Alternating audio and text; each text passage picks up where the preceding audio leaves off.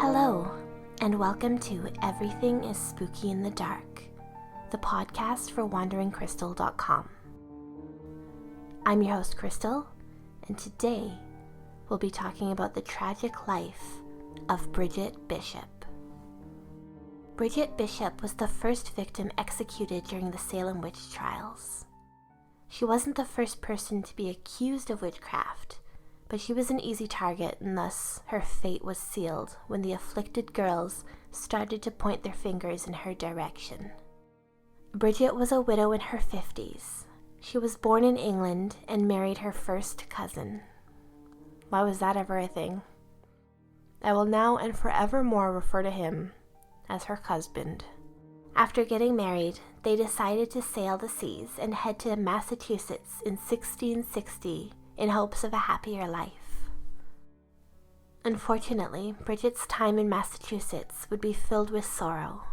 Her first husband/cousin, Samuel, died in 1664, so Bridget quickly moved on and married fellow widower Thomas Oliver. I don't know why they got married though, because all they did was fight. Their arguing got so bad that a neighbor reported it, and Bridget and Thomas ended up in court to work out their marital abuse. According to the reports, Bridget was the one that lashed out at Thomas. She would beat him so badly that he would be covered in blood and bruises. Now, Thomas wasn't completely innocent in all of this. Although he was abused by the hands of Bridget, they were both guilty of screaming and hitting each other. They were both quite abusive, and ultimately, due to having to go to court over their relationship woes, they were both ordered to pay a fine. This wasn't the only time Bridget stood before a judge, though. She was sent to court for several times for using foul language against her husband. She was well known around town for causing trouble in a community that valued obedience above all. Eventually, Thomas Oliver passed away due to an illness, and he left his land and belongings to Bridget. So here's the thing. Bridget was actually accused of witchcraft following Thomas's death long before the witch trials. She went to court but was cleared and went on living her life as normal. However, people around town still feared her. One of her neighbors said that he was super frightened of her and was certain that Bridget was responsible for the death of his daughter. Others claimed to see her as a specter, and she would attack them. I don't really know where things went from there, because this was before the witch trials, and some parts of her life are a little bit unclear. The Puritans in Salem were very reserved and very strict. People would spend their days attending church because it was mandatory. People would be publicly shamed. Many people would be whipped and placed in stockades to be humiliated or worse, executed. With such a strict lifestyle, people who didn't follow all of the rules or did things a bit different than others paid the price by a harsh public judgment.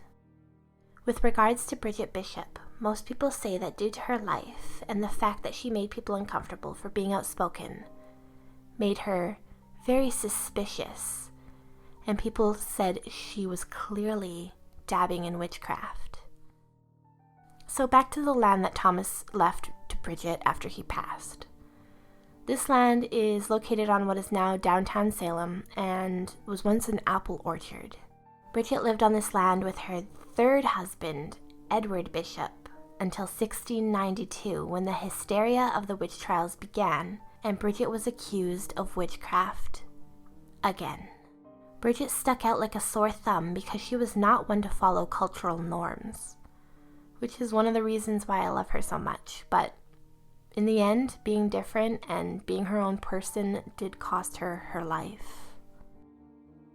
So when the Salem witch trials officially took off in 1692 and the accusations started to fly, Bridget became a target. The trial started when two young girls accused an enslaved woman named Tituba of witchcraft after they had learned about the stories of voodoo and witchcraft from her. The girls started to act strange. They would scream, bite people, pull out their hair, and pull out their skin and nails until they would bleed.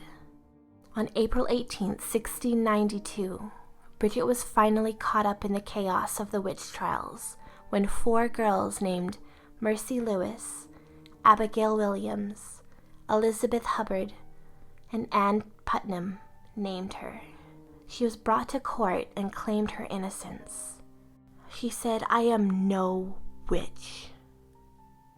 I have no familiarity with the devil, and I am innocent."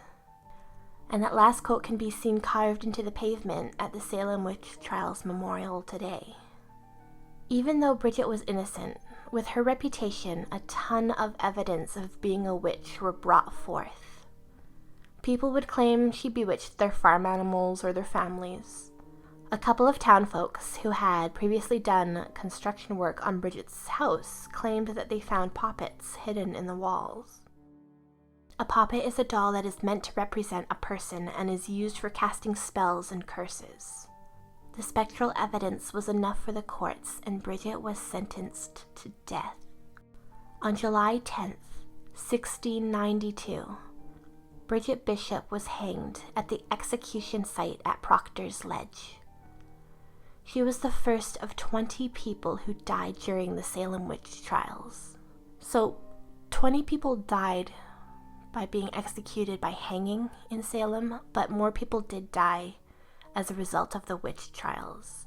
People would die in prison while they were waiting for the witch trials to happen, or they died afterwards because in Salem, when you were accused of being a witch, they would take away your land. So even if you were acquitted, you had nothing left. Today, the spirit of Bridget is still felt through town. Salem, Massachusetts is filled with people who feel a connection to witchcraft and the supernatural. The land, the apple orchard that was once owned by Bridget Bishop, is now home to the restaurant Turner's Seafood. Many guests and staff of the restaurant claim to feel the presence of a female spirit, and there have been multiple sightings of a woman dressed in white. She's either seen as a full-body apparition, or she is seen in reflections and mirrors. Which, honestly, if I saw a spirit in a mirror, that would be way scarier than just seeing like a lady standing there. That's just me, though. Whenever she has been spotted, the scent of apples radiates through the halls and outside of the restaurant, so people believe that this is the spirit of Bridget. So Bridget may not have been the first person accused of witchcraft, but she was the first person executed, and her memory lives on in the history of Salem, Massachusetts. You can visit the memorial for Bridget Bishop and all of the others who lost their lives during the Salem witch trials at the Witch Trials Memorial on Liberty Street in Salem, Massachusetts. And that's it. Thank you so much for listening to Everything is Spooky in the Dark. For more information on the Salem witch trials, be sure to check out wanderingcrystal.com and either search for Salem, or you can look in the description of the podcast and I will link to at least one of the posts about Salem. Thank you, and see you next time.